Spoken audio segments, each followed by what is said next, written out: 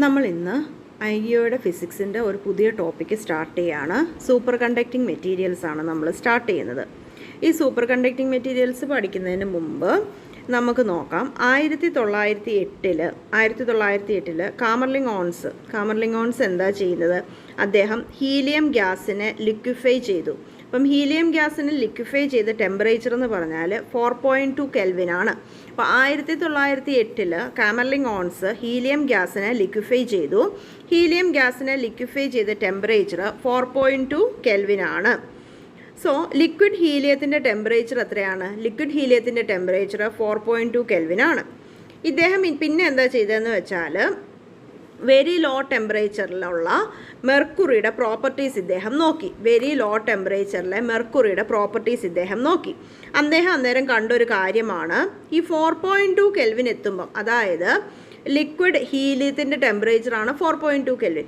4.2 kelvin എത്തുമ്പോഴേക്കും മെർക്കുറിയുടെ resistivity 0 ആയിട്ട് മാറും. 4.2 കെൽവിൻ എത്തുമ്പം മെർക്കുറിയുടെ റെസിസ്റ്റിവിറ്റി 0 ആയിട്ട് മാറും. സോ 4.2 കെൽവിനിൽ റെസിസ്റ്റിവിറ്റി ഓഫ് മെർക്കുറി എന്ന് പറയുന്നത് ഏകദേശം 10⁻⁻5 ഓം സെൻറ്റിമീറ്റർ ആണ്. അതായത് 0യോടടുത്തു 10⁻⁻5 ഓം സെൻറ്റിമീറ്റർ. 4.2 കെൽവിനിൽ മെർക്കുറി എന്തായിട്ട് മാറി? ഒരു സൂപ്പർ കണ്ടക്റ്റിംഗ് മെറ്റീരിയൽ ആയിട്ട് മാറി. അതായത് വെരി ലോ ടെമ്പറേച്ചറിൽ ഇദ്ദേഹം സ്റ്റഡി ചെയ്ത് എന്താണെന്ന് നോക്കിയാൽ നമുക്ക് കാണാം. 1908 ഇദ്ദേഹത്തിൻ്റെ സ്റ്റഡീസ് നടക്കുന്നത്. ഇദ്ദേഹം നോക്കിയത് ഈ ഹീലിയം ലിക്വിഫൈ ചെയ്യുന്ന ടെമ്പറേച്ചറാണ് 4.2 കെൽവിൻ. അദ്ദേഹം അതിനുശേഷം എന്ത് ചെയ്തു? അതിനുശേഷം മെർക്കുറിയുടെ പ്രോപ്പർട്ടീസ് സ്റ്റഡി ചെയ്തു. ലോ ടെമ്പറേച്ചറിലെ മെർക്കുറിയുടെ പ്രോപ്പർട്ടീസ് അന്നേരം ഒബ്സർവ് ചെയ്തൊരു കാര്യം, 4.2 കെൽവിൻ എത്തുമ്പം മെർക്കുറിയുടെ റെസിസ്റ്റിവിറ്റി 0യുടെ അടുത്തേക്ക് വരുന്നു. അതായത് മെർക്കുറിയുടെ റെസിസ്റ്റിവിറ്റി ഏകദേശം എത്ര വരും? 10⁻⁻5 ഓം സെൻറ്റിമീറ്റർ ആയിട്ട് മാറും. അതായത് 4.2 കെൽവിനിൽ റെസിസ്റ്റിവിറ്റി 0യുടെ അടുത്തേക്ക് വരിക എന്ന് പറഞ്ഞാൽ മെർക്കുറി എന്തായിട്ട് മാറി? ഒരു സൂപ്പർ കണ്ടക്റ്റിംഗ് മെറ്റീരിയൽ ആയിട്ട് മാറി. ഇനി നമുക്ക് നോർമൽ കണ്ടക്ടറിൻ്റെ ഈ റെസിസ്റ്റിവിറ്റിയും അതുപോലെ ടെമ്പറേച്ചറും റിലേറ്റ് ചെയ്യുന്ന ഗ്രാഫ് നോക്കാം. ഒരു നോർമൽ കണ്ടക്ടറിൻ്റെ റെസിസ്റ്റിവിറ്റിയും ടെമ്പറേച്ചറും റിലേറ്റ് ചെയ്യുന്ന ഗ്രാഫാണ് നമ്മൾ നോക്കുന്നത്. നോർമൽ കണ്ടക്ടർ ആണെങ്കിൽ ലോ ടെമ്പറേച്ചറിൽ കുറച്ച് റെസിസ്റ്റിവിറ്റി കാണിക്കണം. നോർമൽ കണ്ടക്ടർ ആണെങ്കിൽ ലോ ടെമ്പറേച്ചറിൽ കുറച്ച് റെസിസ്റ്റിവിറ്റി കാണിക്കും. പക്ഷെ ഒരു സൂപ്പർ കണ്ടക്ടർ ആണെങ്കിൽ റെസിസ്റ്റിവിറ്റി സഡൻലി എത്രയായിട്ട് മാറും? 0 ആയിട്ട് മാറും. ലോ ടെമ്പറേച്ചർ എത്തുമ്പം സൂപ്പർ കണ്ടക്ടർ ആണെങ്കിൽ റെസിസ്റ്റിവിറ്റി സഡൻലി ഡ്രോപ്പ് ചെയ്ത് 0 ആയിട്ട് മാറും. അപ്പം ഈ ടെമ്പറേച്ചറാണ് ക്രിട്ടിക്കൽ ടെമ്പറേച്ചർ അല്ലെങ്കിൽ ട്രാൻസിഷൻ ടെമ്പറേച്ചർ എന്ന് പറയുന്നത്. സോ TC അല്ലെങ്കിൽ ക്രിട്ടിക്കൽ ടെമ്പറേച്ചർ അല്ലെങ്കിൽ ട്രാൻസിഷൻ ടെമ്പറേച്ചർ എന്താണ്? ഏത് ടെമ്പറേച്ചറിലാണോ നോർമൽ കണ്ടക്ടർ സൂപ്പർ കണ്ടക്ടർ ആവുന്നത് ആ ടെമ്പറേച്ചറാണ് ക്രിട്ടിക്കൽ ടെമ്പറേച്ചർ അല്ലെങ്കിൽ transition temperature. So what is critical temperature? ഏത് ടെമ്പറേച്ചറിലാണോ നോർമൽ കണ്ടക്ടർ സൂപ്പർ കണ്ടക്ടർ ആയിട്ട് മാറുന്നത് അതിനെയാണ് നമ്മൾ ക്രിട്ടിക്കൽ ടെമ്പറേച്ചർ അല്ലെങ്കിൽ ട്രാൻസിഷൻ ടെമ്പറേച്ചർ എന്ന് വിളിക്കുന്നത്. ഇപ്പം റിസർച്ചുകൾ നടന്നുകൊണ്ടിരിക്കുകയാണ്. അത് കഴിഞ്ഞിട്ട് ഇപ്പം നമ്മൾ നോക്കിക്കഴിഞ്ഞാൽ ഒരു കുറച്ചും കൂടെ ഈ 4.2 കെൽവിൻ വരെ ഒന്നും പോകണ്ട, കുറച്ചും കൂടെ ഹൈ ടെമ്പറേച്ചറിൽ സൂപ്പർ കണ്ടക്ടേഴ്സ് നമുക്ക് അച്ചീവ് ചെയ്യാൻ പറ്റും. അപ്പോൾ നമുക്ക് കുറച്ച് മെറ്റീരിയൽസിൻ്റെ ട്രാൻസിഷൻ ടെമ്പറേച്ചർ നോക്കാം. നമ്മൾ സെമി കണ്ടക്ടേഴ്സ്, അതായത് ജർമേനിയം ടെലൂറിയം എടുക്കുകയാണെങ്കിൽ എടുത്തു കഴിഞ്ഞാൽ അതിൻ്റെ ട്രാൻസിഷൻ ടെമ്പറേച്ചർ 0.3 കെൽവിനാണ്. സെമി കണ്ടക്ടിങ് മെറ്റീരിയലായ ജർമേനിയം ടെലൂറിയം എടുത്താൽ ട്രാൻസിഷൻ ടെമ്പറേച്ചർ എത്രയാണ്? അല്ലെ ക്രിട്ടിക്കൽ ടെമ്പറേച്ചർ 0.3 കെൽവിനാണ്. അതുപോലെ NBO എടുത്താൽ 1.25 കെൽവിൻ വരും. 1.25 കെൽവിൻ ഫോർ NBO. ഇനി നമ്മൾ മെറ്റൽസ് നോക്കിയാൽ ഹാഫ്നിയത്തിൻ്റെ എത്രയാണ്? 0.35 കെൽവിനാണ്. ഹാഫ്നിയത്തിൻ്റെ 0.35 കെൽവിനാണ്. അതുപോലെ നിയോബിയം ആണെങ്കിൽ 9.22 കെൽവിനാണ്. ഇപ്പോൾ മെറ്റൽസിൻ്റെ നോക്കിയാൽ ഹാഫ്നിയം 0.35 കെൽവിനും നിയോബിയം 9.22 കെൽവിനുമാണ്. ഇനി നമ്മൾ അലോയ്സ് നോക്കിയാൽ അലോയ്സിൻ്റെ ട്രാൻസിഷൻ ടെമ്പറേച്ചർ കുറച്ചുകൂടെ കൂടുതലാണെന്ന് നമുക്ക് കാണാൻ പറ്റും. NB3SN എടുത്താൽ 18.1 കെൽവിനാണ്. NB3SN എടുത്താൽ 18.1 കെൽവിനും അതുപോലെ NB3GE എടുത്താൽ 22.65 കെൽവിനുമാണ്. ഇനി സിങ്കും ലെഡും ഒക്കെ നല്ല സൂപ്പർ കണ്ടക്റ്റിംഗ് മെറ്റീരിയലാണ്. ഗുഡ് സൂപ്പർ കണ്ടക്റ്റിംഗ് മെറ്റീരിയലാണ് സിങ്കും ലെഡും. പക്ഷേ ഈ സിങ്കും ലെഡും അവരുടെ കണ്ടക്ടിവിറ്റി അത്ര നല്ലതൊന്നും അല്ല. They are not good electrical conductors. അവരുടെ കണ്ടക്ടിവിറ്റി അത്ര നല്ലതൊന്നും അല്ല. സോ നല്ല സൂപ്പർ കണ്ടക്ടേഴ്സ് നല്ല കണ്ടക്ടേഴ്സ് ആവണമെന്ന് നിർബന്ധമൊന്നുമില്ല. അതേസമയം ഗുഡ് ഇലക്ട്രിക്കൽ കണ്ടക്ടേഴ്സ് ആണ് കോപ്പറും ഗോൾഡും ഒക്കെ ഗുഡ് ഇലക്ട്രിക്കൽ കണ്ടക്ടേഴ്സ് ആണ്, പക്ഷേ ഗുഡ് സൂപ്പർ കണ്ടക്ടേഴ്സ് അല്ല. Good electrical conductors good superconductors ആവണമെന്ന് ഒരു നിർബന്ധമില്ല. എക്സാമ്പിളാണ് സിങ്കും ലെഡും ഗുഡ് സൂപ്പർ കണ്ടക്ടേഴ്സ് ആണ്, പക്ഷേ ഗുഡ് കണ്ടക്ടേഴ്സ് അല്ല. എന്നാൽ കോപ്പറും ഗോൾഡും ഗുഡ് കണ്ടക്ടേഴ്സ് ആണ്, പക്ഷേ ഗുഡ് സൂപ്പർ കണ്ടക്ടേഴ്സ് അല്ല. അതുപോലെ നമ്മൾ ഇമ്പ്യൂരിറ്റീസ് ആഡ് ചെയ്യുന്നത് സൂപ്പർ കണ്ടക്റ്റിംഗ് പ്രോപ്പർട്ടി കളയത്തേ ഉള്ളൂ. ഇമ്പ്യൂരിറ്റീസ് ആഡ് ചെയ്താൽ സൂപ്പർ കണ്ടക്റ്റിംഗ് പ്രോപ്പർട്ടി കുറയത്തേ ഉള്ളൂ. പിന്നെ നോർമൽ കണ്ടക്ടർ സൂപ്പർ കണ്ടക്റ്റിംഗ് സ്റ്റേറ്റിലേക്ക് എത്തിക്കാൻ എന്താ ചെയ്യുന്നത്? അതിൻ്റെ പ്രഷർ ഇൻക്രീസ് ചെയ്യുക. നോർമൽ കണ്ടക്ടറിനെ സൂപ്പർ കണ്ടക്റ്റിംഗ് സ്റ്റേറ്റിലേക്ക് എത്തിക്കാനായിട്ട് അതിൻ്റെ പ്രഷർ ഇൻക്രീസ് ചെയ്യുക. ഇനി നമുക്ക് നോക്കാനുള്ളത് general properties of superconducting materials ആണ്. General properties of superconducting materials. Superconductivity എന്ന് പറയുന്ന കാര്യത്തിന് ഒരു തിയറട്ടിക്കൽ എക്സ്പ്ലനേഷൻ തന്നത് 1957 സൂപ്പർ കണ്ടക്ടിവിറ്റി എന്ന കാര്യത്തിന് ഒരു തിയറട്ടിക്കൽ എക്സ്പ്ലനേഷൻ തന്ന വർഷം ഏതാണ്? 1957. ആരൊക്കെയാണ് തന്നത്? ബെയർഡീൻ, കൂപ്പർ ആൻഡ് ഷ്രീഫർ. ഇവരാണ് 1957 സൂപ്പർ കണ്ടക്ടിവിറ്റിക്ക് ഒരു തിയറട്ടിക്കൽ എക്സ്പ്ലനേഷൻ തന്നത്. ആ എക്സ്പ്ലനേഷൻ അറിയപ്പെടുന്ന പേരാണ് BCS തിയറി. ഇപ്പം എന്താ BCS തിയറി? 1957 സൂപ്പർ കണ്ടക്ടിവിറ്റിക്ക് ഒരു തിയറട്ടിക്കൽ എക്സ്പ്ലനേഷൻ തന്നത് ബെയർഡീൻ, കൂപ്പർ ആൻഡ് ഷ്രീഫർ ആണ്. ഇവർ തന്ന എക്സ്പ്ലനേഷൻ അതറിയപ്പെടുന്ന പേരാണ് BCS തിയറി എന്ന് പറയുന്നത്. അപ്പം ട്രാൻസിഷൻ ടെമ്പറേച്ചറിൽ ഉണ്ടാകുന്ന മാറ്റങ്ങളാണ് നമ്മൾ ആദ്യം ഡിസ്കസ് ചെയ്യുന്നത്. ട്രാൻസിഷൻ ടെമ്പറേച്ചറിൽ എന്തൊക്കെ ചേഞ്ചസ് ആണ് നമുക്ക് ഒബ്സർവ് ചെയ്യാൻ പറ്റുന്നത്? ഒന്നാമത്തെ ചേഞ്ചാണ് electrical resistivity drops to 0. Transition temperature എത്തിക്കഴിഞ്ഞാൽ ഉണ്ടാകുന്ന ചേഞ്ചസ് ഏതൊക്കെയാണ്? Electrical resistivity drops to 0. Electrical resistivity 0യിലേക്ക് താഴും. രണ്ടാമത്തെ കാര്യം magnetic flux lines are expelled from the material. മെറ്റീരിയലിനകത്തുനിന്ന് മാഗ്നറ്റിക് ഫ്ലക്സ് ലൈൻസിനെ എക്സ്പെൽ ചെയ്ത് കളയുക. മാഗ്നറ്റിക് ഫ്ലക്സ് ലൈൻസിനെ മെറ്റീരിയലിനകത്തുനിന്ന് എക്സ്പെൽ ചെയ്യും. അപ്പോൾ ആദ്യം പറഞ്ഞ എന്താ? ഇലക്ട്രിക്കൽ റെസിസ്റ്റിവിറ്റി 0 ആയിട്ട് മാറും. ക്രിട്ടിക്കൽ ടെമ്പറേച്ചർ അഥവാ ട്രാൻസിഷൻ ടെമ്പറേച്ചറിൽ എന്തൊക്കെ ചേഞ്ചസ് ആണ് ഉണ്ടാവുന്നത്? ഇലക്ട്രിക്കൽ റെസിസ്റ്റിവിറ്റി 0 ആയിട്ട് മാറും.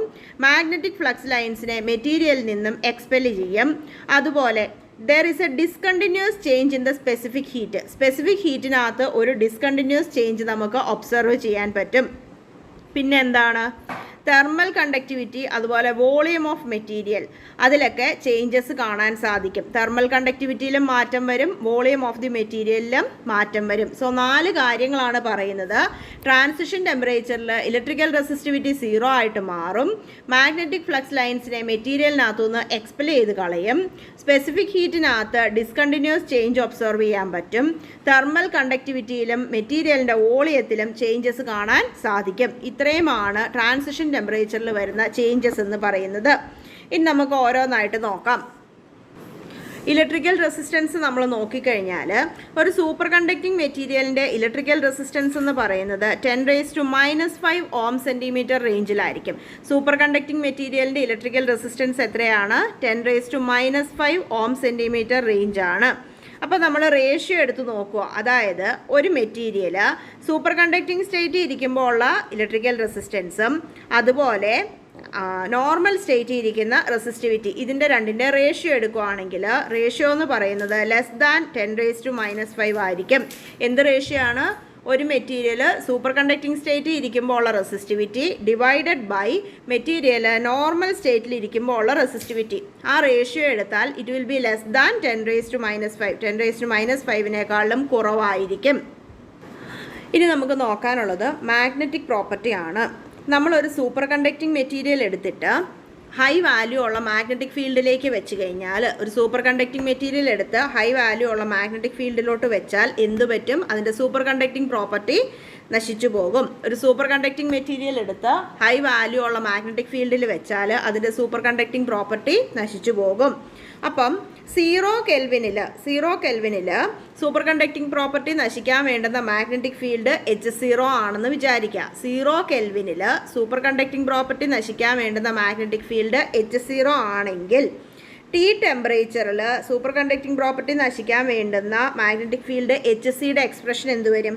H C is equal to H0 into 1 minus T square by T C square ആണ്. H C is equal to H0 into 1 minus T square by T C square ആണ്. ഇവിടെ H0 എന്താ? H0 0 കെൽവിനിൽ super conducting property നശിക്കാൻ വേണ്ടുന്ന magnetic ഫീൽഡാണ് H0.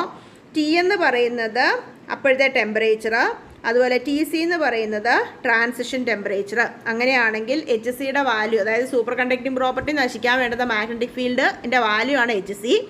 H C is equal to H0 into 1 minus T by T square by T C square എന്ന് വരും. H0 into 1 minus T square by T C square എന്ന് വരും. ഇനി നമുക്ക് നോക്കാനുള്ളത് diamagnetic പ്രോപ്പർട്ടിയാണ്. എന്താണ് ഡയാമാഗ്നറ്റിക് പ്രോപ്പർട്ടി എന്ന് നോക്കാം. നമ്മളൊരു നോർമൽ കണ്ടക്റ്റിംഗ് മെറ്റീരിയൽ എടുക്കുക, നോർമലായിട്ട് കണ്ടക്ട് ചെയ്യുന്നൊരു മെറ്റീരിയൽ എടുക്കുക, അതിനെ ഒരു മാഗ്നറ്റിക് ഫീൽഡിൽ വെക്കുക. നോർമലായിട്ട് കണ്ടക്ട് ചെയ്യുന്നൊരു മെറ്റീരിയൽ എടുത്ത് ഫ്ലക്സ് ഡെൻസിറ്റി ബി ഉള്ള മാഗ്നറ്റിക് ഫീൽഡിൽ വെച്ചാൽ എന്ത് പറ്റും? ലൈൻസ് ഓഫ് ഫോഴ്സ് ആ മെറ്റീരിയലിൽ കൂടെ പാസ് ചെയ്ത് പോകും. അപ്പം ഒരു നോർമൽ കണ്ടക്റ്റിംഗ് മെറ്റീരിയൽ എടുത്തിട്ട് ഫ്ലക്സ് ഡെൻസിറ്റി ബി ഉള്ള മാഗ്നറ്റിക് ഫീൽഡിൽ വെച്ചാൽ ലൈൻസ് ഓഫ് ഫോഴ്സ് ഈ മെറ്റീരിയലിനകത്തൂടെ പെനട്രേറ്റ് ചെയ്ത് പോകും. അതേ സമയത്ത് നമ്മൾ ഇതേ മെറ്റീരിയലിനെ കൂൾ ചെയ്തിട്ട് സൂപ്പർ കണ്ടക്ടർ ആക്കുക. ഈ സെയിം മെറ്റീരിയലിനെ കൂൾ ചെയ്ത് സൂപ്പർ കണ്ടക്ടർ ആക്കി മാറ്റുക. എന്നിട്ട് അതിനെ ഈ മാഗ്നറ്റിക് ഫീൽഡിൽ ഫ്ലക്സ് ഡെൻസിറ്റി ബി ഉള്ള മാഗ്നറ്റിക് ഫീൽഡിലേക്ക് വയ്ക്കുക. എന്ത് പറ്റും?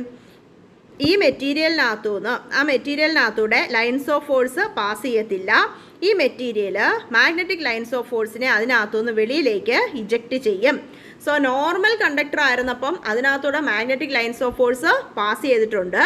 നമ്മളതിനെ കൂൾ ചെയ്ത് സൂപ്പർ കണ്ടക്ടർ ആക്കിയിട്ട് വീണ്ടും സെയിം മാഗ്നറ്റിക് ഫീൽഡിൽ വെച്ചാൽ എന്ത് പറ്റും? അത് ലൈൻസ് ഓഫ് ഫോഴ്സിനെ അതിനകത്തുനിന്ന് ഇജക്റ്റ് ചെയ്ത് കളയും.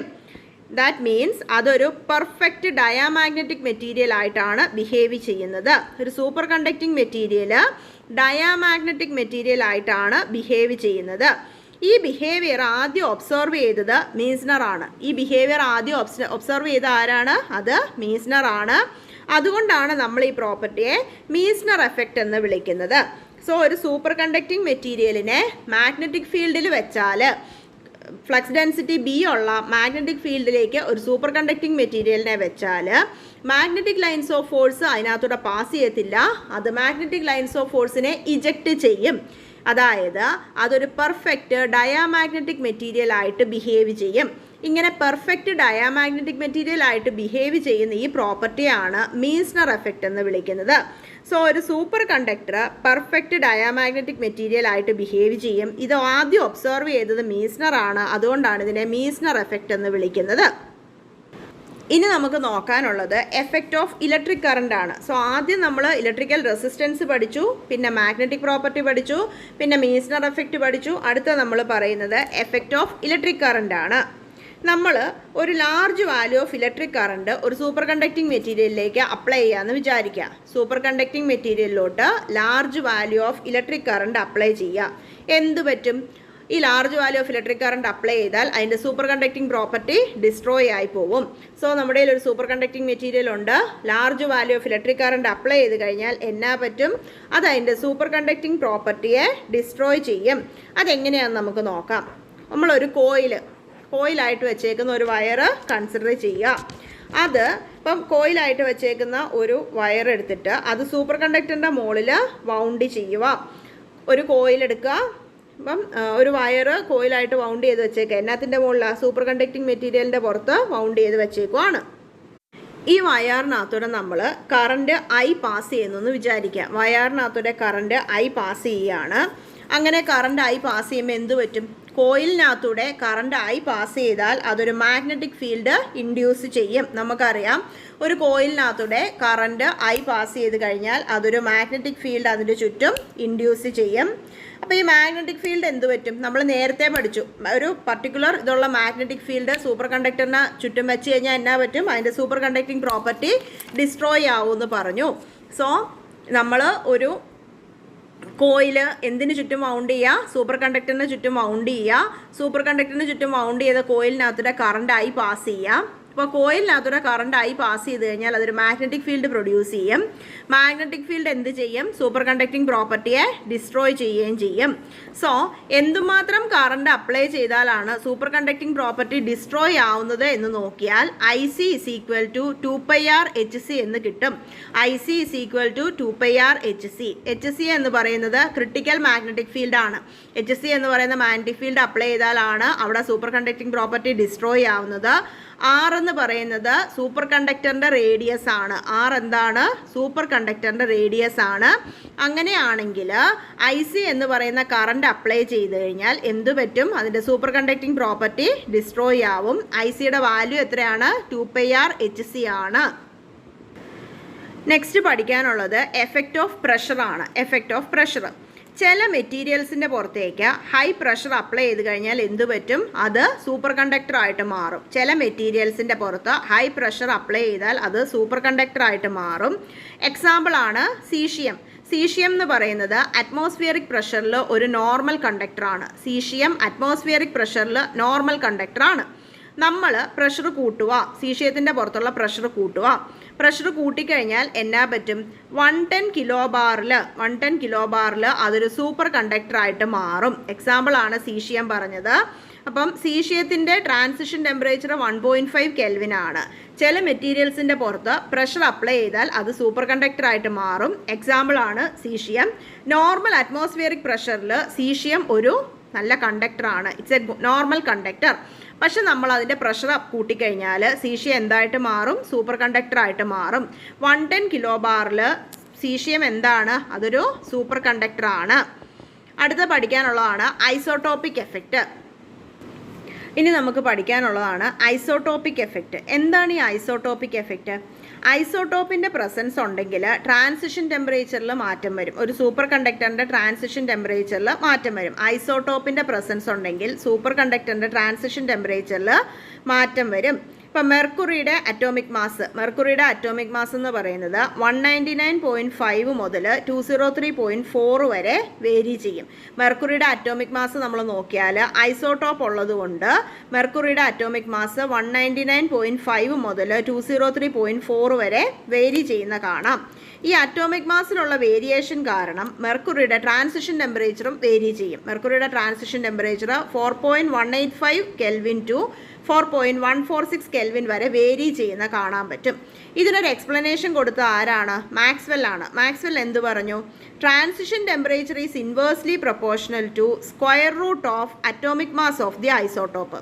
ട്രാൻസിഷൻ ടെമ്പറേച്ചർ എന്തിന് പ്രൊപ്പോർഷണലാണ്? ട്രാൻസിഷൻ ടെമ്പറേച്ചർ അറ്റോമിക് മാസിൻ്റെ സ്ക്വയർ റൂട്ടിന് ഇൻവേഴ്സ്ലി പ്രൊപ്പോർഷണൽ ആണെന്ന് മാക്സ്വെൽ പറഞ്ഞു. മാക്സ്വെൽ ആണ് പറഞ്ഞത്. ഒരു സൂപ്പർ കണ്ടക്ടർ എടുത്താൽ അതിൻ്റെ ട്രാൻസിഷൻ ടെമ്പറേച്ചർ എന്തിന് പ്രൊപ്പോർഷണൽ ആണ്?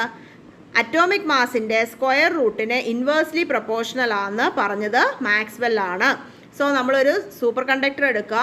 ആ സൂപ്പർ കണ്ടക്ടറിൻ്റെ ട്രാൻസിഷൻ ടെമ്പറേച്ചർ അറ്റോമിക് മാസിൻ്റെ സ്ക്വയർ റൂട്ടിന് ഇൻവേഴ്സ്ലി പ്രൊപ്പോർഷണൽ ആണ്. ദാറ്റ് ഈസ് TC എന്ന് പറയുന്നത്, transition temperature TC is inversely proportional to m⁻⁴ അല്ലെങ്കിൽ TC is proportional to 1/m⁻⁴. അന്ന് വെച്ചാൽ m⁻⁴ into TC is equal to constant എന്ന് എഴുതാം. m⁻⁴ ഇൻറ്റു TC ഒരു കോൺസ്റ്റൻ്റ് ആണ്. ആൽഫ എന്താണ്? ആൽഫ ഒരു കോൺസ്റ്റൻ്റ് ആണ്. അതിൻ്റെ വാല്യൂ 1/2 ആണ്. അതായത് സ്ക്വയർ റൂട്ട് ഓഫ് m എന്ന് വരും. m എന്ന് പറയുന്നത് അറ്റോമിക് വെയിറ്റ് ആണ്. സോ മാക്സ്വെൽ ആണ് പറഞ്ഞത്. എന്ത് പറഞ്ഞു? ട്രാൻസിഷൻ ടെമ്പറേച്ചർ അറ്റോമിക് വെയ്റ്റിൻ്റെ സ്ക്വയർ റൂട്ടിന് ഇൻവേഴ്സ്ലി പ്രൊപ്പോർഷണൽ ആയിരിക്കും എന്ന് പറഞ്ഞ ആരാണ്? മാക്സ്വെൽ ആണ്. അതുകൊണ്ട് തന്നെ ഐസോട്ടോപ്പ് വരുമ്പം അറ്റോമിക് വെയ്റ്റിൽ മാറ്റം വരും. അതുകൊണ്ട് അതിൻ്റെ ട്രാൻസിഷൻ ടെമ്പറേച്ചറിലും മാറ്റം വരാറുണ്ട്. സോ ഇത്രയുമാണ് നമുക്ക് properties, general properties of super conducting material പഠിക്കാനുള്ളത്. ഇലക്ട്രിക്കൽ റെസിസ്റ്റൻസ് 0 ആയി പോകും ട്രാൻസിഷൻ ടെമ്പറേച്ചറിൽ. മാഗ്നറ്റിക് പ്രോപ്പർട്ടി നമ്മൾ പറഞ്ഞു, അതായത് മാഗ്നറ്റിക് ഫീൽഡ് HC അപ്ലൈ ചെയ്ത് കഴിഞ്ഞാൽ എന്ത് പറ്റും? സൂപ്പർ കണ്ടക്റ്റിംഗ് പ്രോപ്പർട്ടി ഡിസ്ട്രോയ് ആവുമെന്ന് പറഞ്ഞു. അതുപോലെ ഒരു superconductor perfect diamagnetic material ആയിട്ട് ബിഹേവ് ചെയ്യുമെന്ന് പറഞ്ഞു. അതാണ് Meissner effect. Electric current IC എന്ന് പറയുന്ന ഇലക്ട്രിക് കറണ്ട് അപ്ലൈ ചെയ്ത് കഴിഞ്ഞാൽ എന്ത് പറ്റും? സൂപ്പർ കണ്ടക്റ്റിംഗ് പ്രോപ്പർട്ടി ഡിസ്ട്രോയ് ആവുമെന്ന് പറഞ്ഞു. പ്രഷർ കൂട്ടിക്കഴിഞ്ഞാൽ ചില മെറ്റീരിയൽസ് സൂപ്പർ കണ്ടക്റ്റിംഗ് പ്രോപ്പർട്ടി കാണിക്കുമെന്ന് നമ്മൾ പറഞ്ഞു. എക്സാമ്പിളാണ് സീഷ്യം. അതുപോലെ ഐസോട്ടോപ്പിക് എഫക്റ്റ് പറഞ്ഞു. ഐസോട്ടോപ്പ് വരുന്ന അനുസരിച്ച് അറ്റോമിക് വെയ്റ്റിൽ മാറ്റം വരുന്നു, അതുകൊണ്ട് തന്നെ അതിൻ്റെ ട്രാൻസിഷൻ ടെമ്പറേച്ചറിൽ മാറ്റം വരും എന്ന് നമ്മൾ പറഞ്ഞു. Next topic type of super conductors ആണ്. അത് നെക്സ്റ്റ് ക്ലാസ്സിൽ നോക്കാം.